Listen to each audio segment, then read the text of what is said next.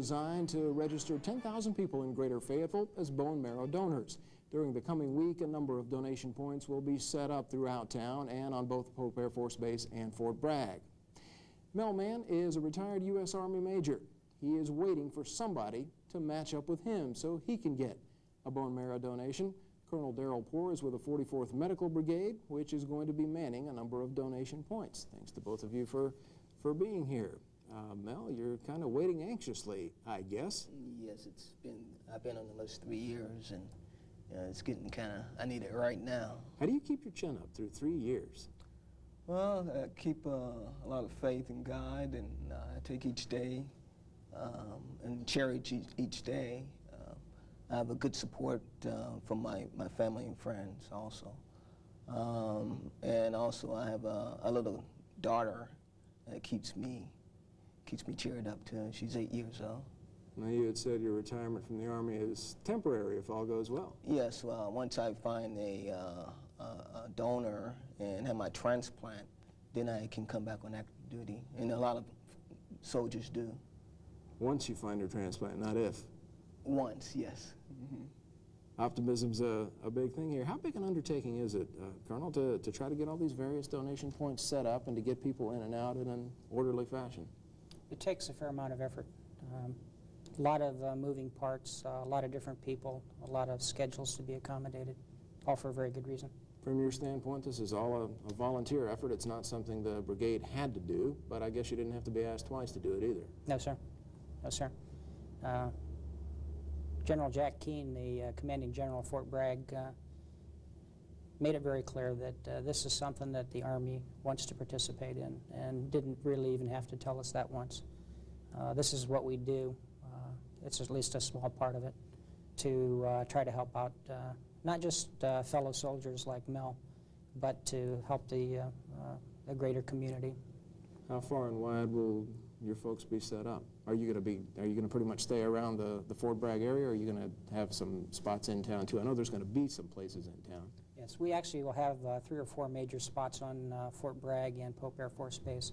We'll also have some of our volunteers helping to man the locations downtown. Okay. What do you tell somebody, Mel, who's kind of skeptical, who's sitting there and saying, I don't know if I want to do this or not? Giving blood sure sounds a lot easier than the possibility of having to donate marrow. Well, we're just looking for 2 tablespoons in the registration. What I would say to them is do unto others. That pretty much sums it up. There's thousands of people out there waiting who desperately need a match, and they're dying every day. So it's a right now thing, something that we really need to get around to, not put off, because as we put it off, there's children dying, there's parents dying, there's grandparents dying. It's something that we've got to do. It's community, and we're all going to leave here. Somebody's going to roll us down the aisle, some church, someday, and the question's going to be, what did you do for others? You could say, well, I did this on my job, I earned this amount of money, but the thing is, I was sick and you visit me not. I had leukemia and you helped me not. So the thing is, I'm saying it's right now. You can help. It's a small thing to do. You can make a difference. Is there a little educational process going on now within the brigade to try to let some troops know what's going on? Yes, the program has been around for a little while, but a lot of our soldiers, as well as many people in the community, don't know about it. Yeah, and I think what Mel brought up is kind of interesting. This is really an anti-discriminatory disease. It doesn't matter if you're old, you're middle-aged, you're adult, you're black, you're white, you're man, you're woman, you may just find yourself with it. Mm-hmm. Yes, all races, colors, creeds, ages, anybody. Any difference as far as whether the minority community or non-minority as far as incidence of the disease or finding matches and such? Well, there's a smaller chance for minorities to find a match because there's a smaller population of minorities, but the minority community needs to be energized and educated and get rid of their fears and come out and stand up and be united. I guess when folks show up at your doorstep, some of the getting rid of the fears is going to fall on your men and women. What do you tell somebody who They've come out there, they're ready to do their part, but they need a little reassurance. Well, we do try to reassure them. The procedure, at least initially, is fairly simple. It amounts to simply filling out some paperwork and then having a small amount of blood drawn. Then, with the matching process, which they neither see nor feel, that takes place and they're placed in a registry. Should they be a match, then by the computers, there is more to the process, and we go back to them again and explain again what goes on as far as actually being a bone marrow donor. What is it that is looked for in trying to match up one person with another? Because obviously it's got to go beyond just blood type, because if it were that simple, we wouldn't be undertaking this. Yeah, that's correct. The process is actually called HLA typing and stands for human leukocyte antigen, and it's comparable to the DNA matches that everybody reads about in the paper.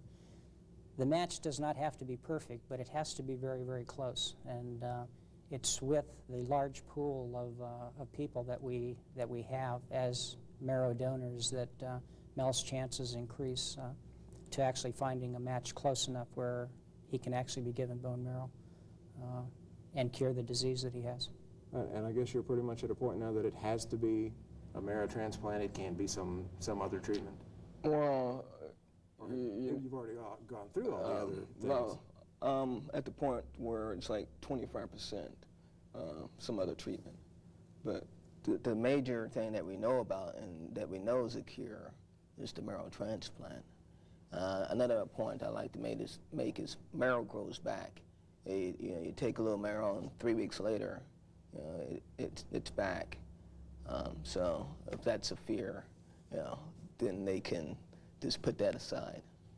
I guess this may be as much a fear of the unknown as anything else, because it's not something most people are familiar with.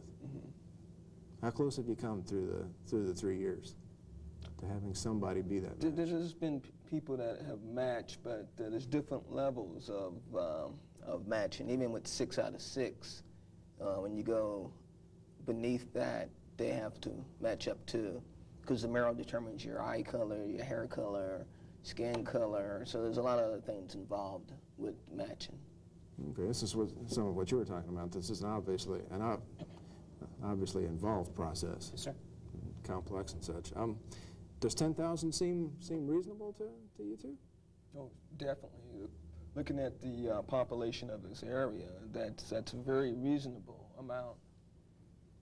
And I guess are you both have spent some time out trying to beat the bushes for some of those 10,000 folks, telling them why they ought to do it? Yes. And perhaps it'll all come to fruition. Well, I hope so. Good luck to you. I hope this works out. Thank you. And thanks for taking part. And we'll be back with more of Community Roundtable on WKFT TV 40. Right.